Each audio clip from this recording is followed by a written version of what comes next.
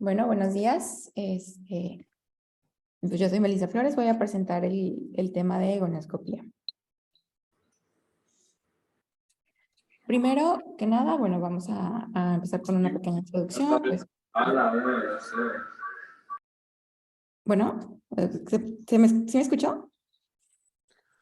Sí, Meli. Ok. Bueno, gonioscopía viene del griego gonia, que se llama, que quiere decir ángulo, y escopeo, que significa observar. Entonces, literalmente la palabra es observar el ángulo. En este caso, pues el ángulo iridocorneal. Es una técnica que permite ver todos los elementos de la cámara anterior del ojo y contribuye a identificar dos grupos importantes en enfermedades como el glaucoma, que sería el glaucoma de ángulo abierto y el glaucoma de ángulo cerrado. Es considerada pues una parte muy importante en la exploración de todo paciente, especialmente en aquellos pues de primera vez en los cuales pues tenemos que recabar la mayor cantidad de información para darles la atención pues más apropiada. Y bueno, no podemos empezar la clase sin mencionar un poquito de cómo ha avanzado la gonioscopía a través de los años. Esta fue una técnica que se desarrolló desde principios del siglo pasado, en 1907. Alexios Trantas examina por primera vez el ángulo de la cámara anterior al estar explorando un paciente con queratoglobo. Con la ayuda de un oftalmoscopio directo, el doctor Trantas realiza una indentación en la esclera y esto le permite ver las estructuras de la cámara anterior por primera vez. Hizo sus registros, hizo dibujo para hacerlo, o sea, pues conocido. Sin embargo, es hasta 7 años después que Maximilian Salzmann desarrolla el primer goniolente que permitía la mejor visualización del ángulo sin tener que hacer la exploración como lo había hecho 7 años atrás el doctor Trantas. Así, bueno, fueron avanzando. En 1919, Kepp desarrolla el primer goniolente y es hasta 1930 que se propone la terminología de las estructuras como tal. Igual, en esta misma década, Barkan presenta el término glaucoma de ángulo abierto, que, bueno, pues era esta enfermedad que se presentaba cuando podíamos ver pues todas estas estructuras, ¿verdad? Y a finales de los 30 es cuando Goldman presenta o crea el primer gonioprisma, que pues era un poquito más práctico al momento de usarse. Para mediados de siglo, 1956-1957, tenemos las primeras clasificaciones, la de Schaffer y Schick, en la cual vamos a no solo a ver las estructuras, sino también ponerles una calificación para poder identificar qué es digamos, lo normal o cuáles son los riesgos de tener, por ejemplo, ángulos abiertos, ángulos cerrados. Y es hasta principios de 1970 que SPAEC propone otra clasificación un poquito más compleja, donde se agregan otros elementos y pues permite dar como una mejor pues sí, evaluación del ángulo que estamos viendo en el paciente.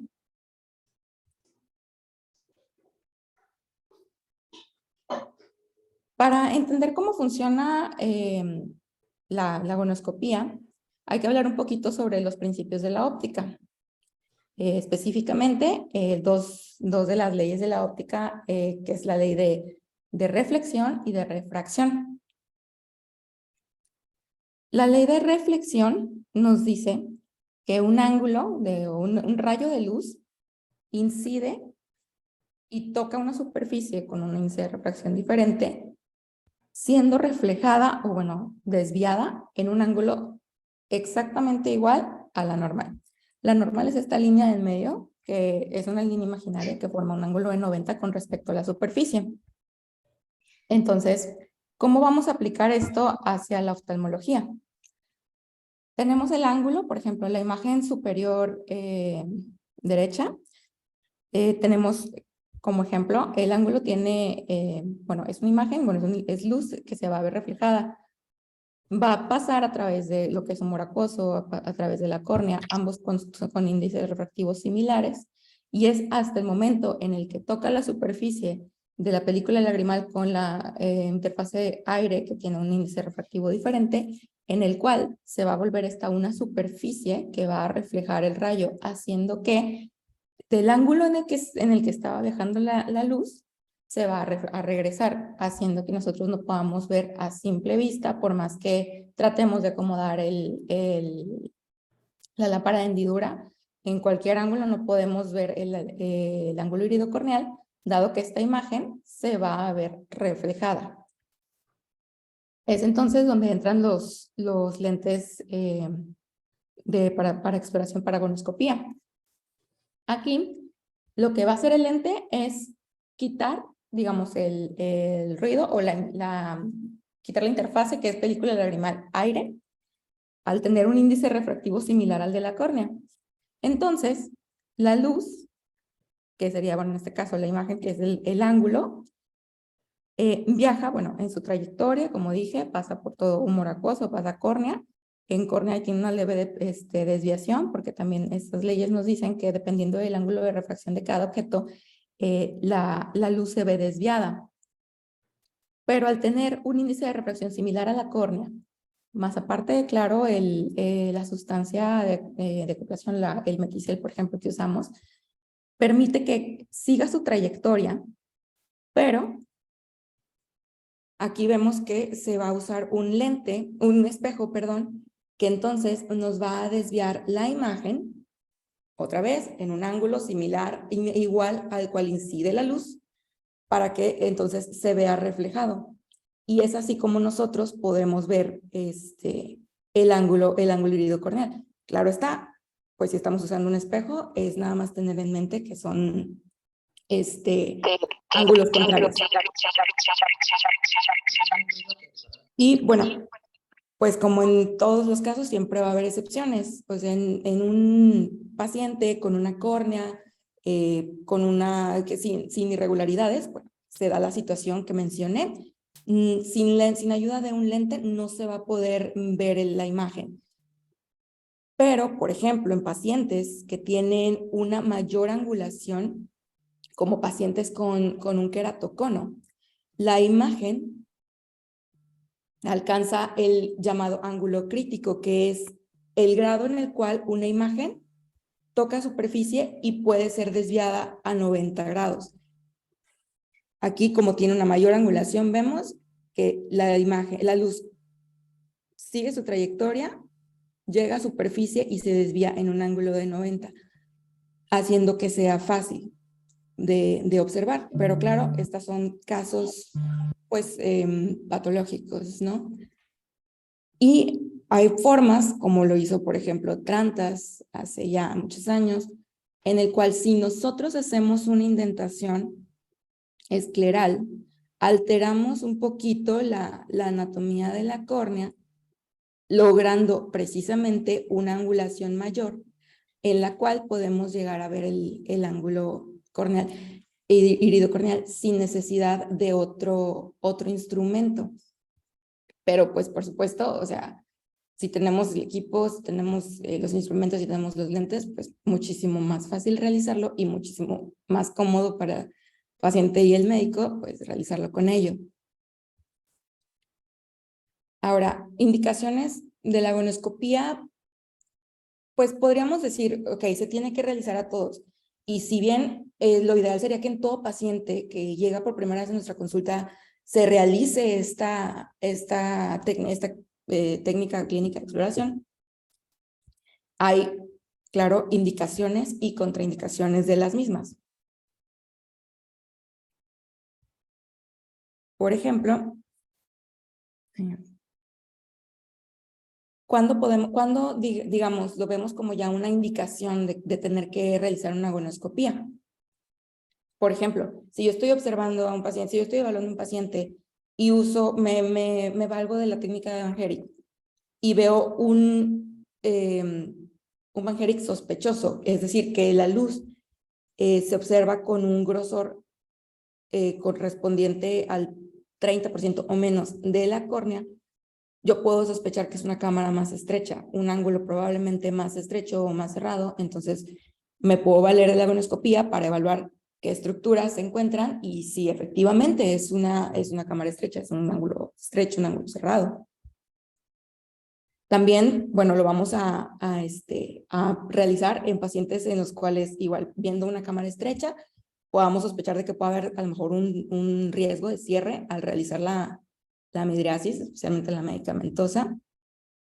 Es por eso que podemos decir que en los pacientes de primera vez, lo ideal es hacerles la agonoscopía antes de colocarle por ejemplo, el TP y esperar a que se cierre el ángulo. Igual, para cuando necesitamos ver pues anormalidades congénitas, pacientes que ya por lo general son conocidos o ya tenemos una sospecha de un diagnóstico de, por ejemplo, un glaucoma. También cuando hay, por ejemplo, inflamación, que sospechamos que pueda haber pigmento, material pseudoexfoliativo en el momento de ver al paciente, pues realizamos la agonoscopia nada más para ver que no haya este material también en el ángulo y posteriormente me lo pueda cerrar.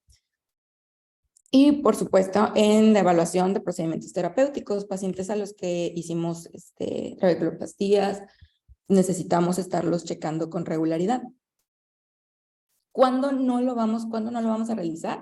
Pues, evidentemente, cuando tenemos un paciente con una herida abierta o inmediatamente después de una contusión o en el periodo posoperatorio inmediato.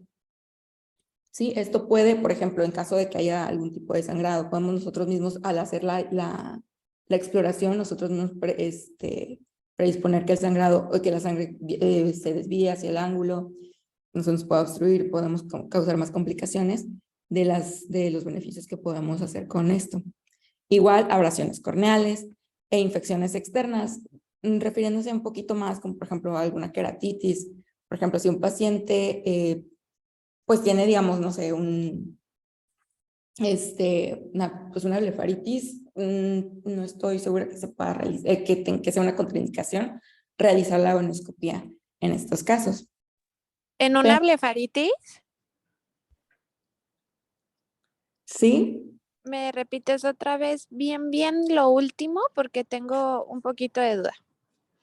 Sí, que por ejemplo, en infecciones externas, por ejemplo, pues o sea, si no hay pérdida de la continuidad, si no hay alteración en la córnea, pues no veo por qué no tendríamos por qué colocar el lente para poder hacer la evaluación con agonoscopía. Sí, yo creo que en esto tienes razón. O sea, obviamente en una queratitis o en una úlcera corneal, una queratitis infecciosa, una úlcera herpética, yo creo que es más orientado hacia esto, que bueno, blefaritis no es una contraindicación como tal, ¿va? Sí, por eso digo, o sea, cuando son infecciones que de verdad comprometen la integridad corneal, pues entonces sí no lo realizamos. Pero, por ejemplo, si es un paciente que tiene una infección como la que ya mencioné, pues no sería contraindicado realizarla. Ok, perfecto, ya te entendí. Bueno, los lentes que se usan en la agonoscopía se dividen en dos grandes grupos. Los lentes directos y los lentes indirectos. Aquí pues hice una tablita con los lentes más usados o conocidos y sus usos o algunas características que tienen. En los lentes directos vemos que varios de ellos, por ejemplo, el Richardson Schaffer, el Leiden, el Swan Jacob, por ejemplo, son lentes que vamos a ver que se usan en pacientes pediátricos, Leiden incluso para prematuros. Estos lentes, ahorita voy a hablar un poquito más de como sus especificaciones, pero tanto pueden ser usados para tratamiento o cirugía o algún procedimiento como para el diagnóstico como tal. Por otro lado, tenemos los indirectos. Aquí igual tenemos, por ejemplo, el Goldman, que conocemos, el Sussman, y aunque podemos decir, no, es que todos funcionan igual para diagnóstico y para tratamiento, pues también hay que ver qué características tienen que lo puedan hacer un poquito más adecuado a la hora de realizar cualquiera de estas, ya sea evaluación o procedimiento. Para la agonoscopía directa, tenemos, pues bueno, los lentes van a permitir, como su nombre lo dice, una visualización del ángulo que estamos queriendo observar. O sea, nosotros al ver el ángulo, no sé, nasal del ojo derecho, vamos a registrarlo precisamente en el nasal del ojo derecho. No hay necesidad de andar cambiando que si nasal es temporal, temporal es nasal. Esta técnica se realiza con un lente convexo, digámoslo como muy abombado, y pues permite que, como ya había mencionado, con respecto a las leyes de la óptica, permite que abandone la cámara anterior en un ángulo perpendicular a la superficie en la cual se va a ver reflejada, y permite que nosotros podamos ver de manera directa el ángulo que estamos buscando. Básicamente requiere 3 elementos: el lente, un gonoscopio y una fuente de luz externa. Es una técnica un poco incómoda, tanto como para paciente como para doctor, porque pues al tener que estar usando el gonoscopio y la lámpara, pues se vuelve un poquito difícil el estar manobreando. A veces hay necesidad de pedir a un ayudante. Claro está, también se pueden usar otras herramientas, como por ejemplo la lámpara de hendidura manual, que ya trae luz y ya permite que tenga una mano libre para que pueda manobrear. Y bueno, en este caso, pues sí hay que, el examinador tiene que ser el que cambia de posición para poder evaluar 360 el ángulo del paciente. Dentro de estas gonoscopías directas se encuentra la técnica de Kepp o la gonoscopía de Kepp.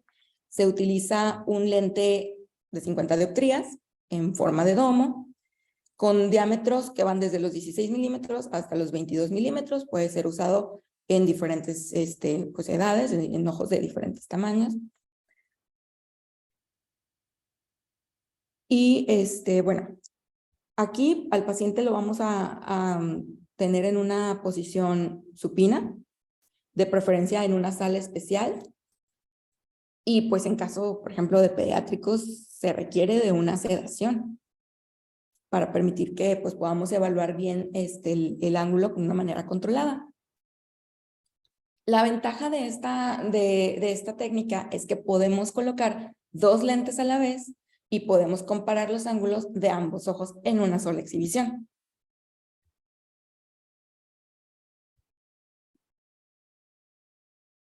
Las ventajas, bueno, ya las mencioné, son estas: una vista panorámica, no hay distorsión de las estructuras, las vemos tal cual, me permite ver pues en sí todos los ángulos, claro, tengo que mover, y pues ver los 2 ojos a la vez.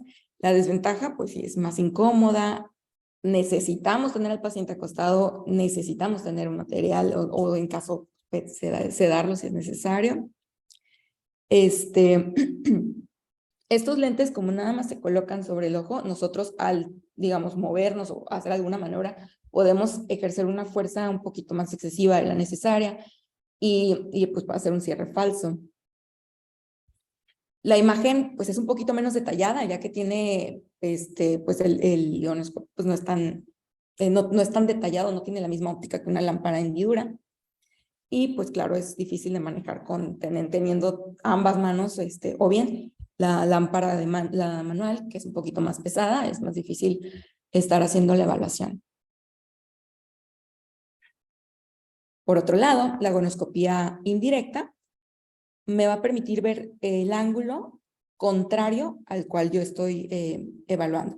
Digamos, lo que yo veo nasal es temporal, superior es inferior y viceversa. Todas estas se realizan en una lámpara de hendidura. Y siempre después de la gonoscopía, siempre después de realizar la biomicroscopía, la evaluación de la cámara anterior y la tonometría, es cuando podemos colocar el gonoscopio, cuando podemos hacer la gonoscopía. De otra manera, podríamos estar alterando la toma de presión.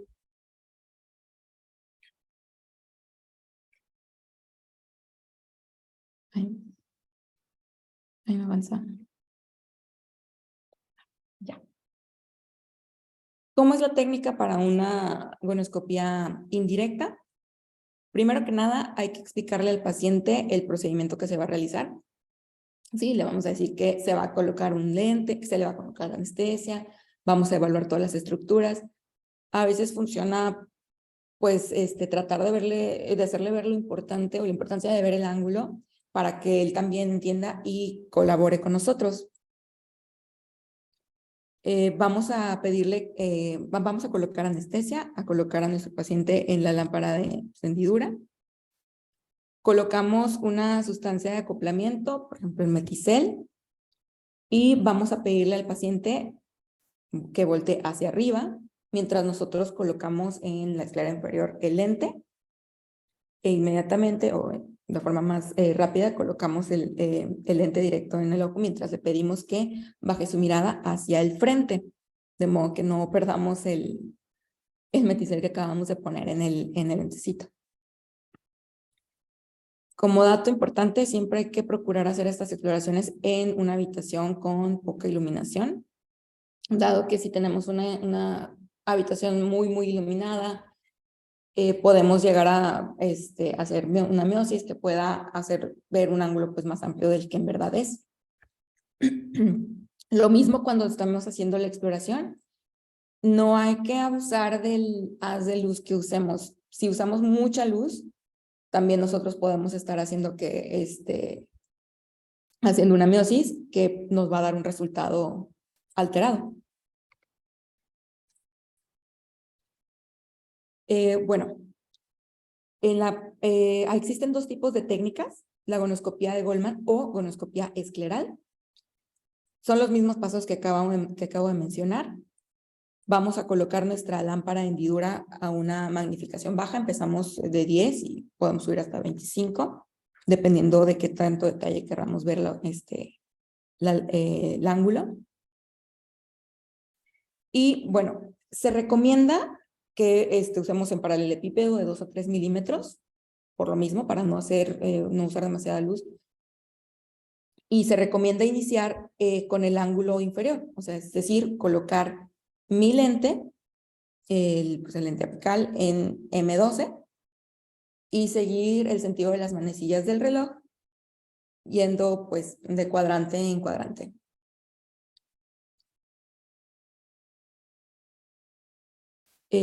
Bueno, en casos especiales, digamos, por ejemplo, pacientes que acabo de ver que tiene un iris abombado, vamos a pedirle que para que yo pueda ver sobre el iris, o sea, sobre la curvatura, vamos a pedirle que vea al espejo que nosotros estamos viendo. Esto va a disminuir la angulación del iris y va a permitir que entonces entremos de lleno al ángulo y veamos las estructuras. Si el iris es plano, es lo contrario, vamos a pedirle que voltee al otro lado del espejo para tener un iris un poco más paralelo a la imagen y que me permita ver con mayor claridad.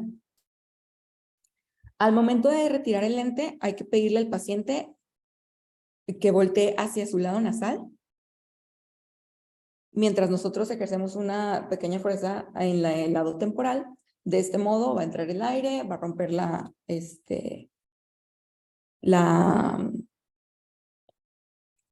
unión que tenía con el ojo, con el globo, y vamos a poder retirar. En caso de que no se pueda, entonces pedimos lo contrario, que vea el lado temporal y nosotros hacemos fuerza en el lado nasal, pero nunca hay que quitarlo con fuerza. Y bueno, según la literatura, se recomienda que después de colocar el lente, irriguemos con un poco de solución salina. Esto por decir que lo que pusimos en el lente, pues le va a dejar viendo como un poco borroso. Entonces, podemos hacer un lavado y colocar una gota de antibiótico. Por otro lado, la gonoscopía corneal o gonoscopía de técnica de Zeiss se usa con lentes con un diámetro más pequeño que la córnea, según la literatura mencionan hasta 9 milímetros. Este lente va directo en córnea y no requiere ninguna sustancia de acoplamiento. Puede ser incluso con la pura anestesia o con la pura película lagrimal. Es muy importante que al momento de colocar el lente lo hagamos de manera sin presión para evitar alterar mi evaluación.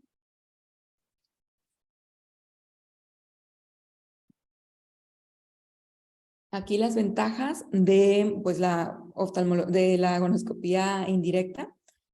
Bueno, pues se tiene que usar una lámpara de hendidura. Esto otorga mayor comodidad a ambas partes. Se ve muchísimo más nítida la imagen.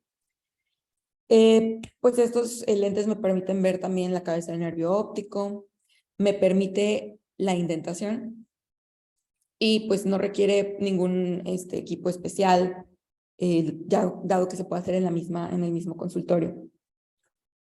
Y permite también su uso en terapia láser. Las desventajas, bueno, es que podemos llegar a hacer mucha presión al momento de estar, por ejemplo, girando el lente o haciendo la evaluación, y esto puede hacer un falso cierre. O una falsa abertura, dependiendo de la técnica que estemos usando. La imagen es invertida, entonces esto a veces puede llegar a causar confusión, especialmente cuando apenas estamos, digamos, aprendiendo a usar la agonoscopía. Podemos llegar a registrar los resultados pues al revés. No se puede ver pues, dos ángulos a la vez, mucho menos en dos ojos a la vez. El Meticel va a dejar la córnea brumosa, el paciente puede llegar a quejarse de esto, y al igual como es una ventaja, es una desventaja que sea necesario tener una lámpara de hendidura para poder hacer esta evaluación. Ahora, ahorita que mencioné que puedo hacer un falso cierre o una abertura falsa, lo menciono por lo siguiente. En la técnica de Zeiss, al colocar nosotros un lente de manera directa y suave sobre la córnea, podemos observar el ángulo, sí, claro, pero... ¿Perdón? Discúlpame que te moleste y te interrumpa, ya es la media. Entonces, vamos a dejar hasta aquí, tómale un screen o algo para que te acuerdes dónde fue. Tu clase va bastante bien, ¿ok? Entonces, perfecto. Para que alcancemos a llegar puntuales a la reunión todos, lo vamos a dejar hasta aquí. También hace falta otro pendiente que es un poquito de actualización y unas cosas que Adrián nos iba a mandar de tonometría. Entonces lo vemos la siguiente clase e iniciamos la próxima sesión el próximo jueves, ¿va? Muy bien, doctora. Nos vemos ahorita. Bye. Bye. Gracias.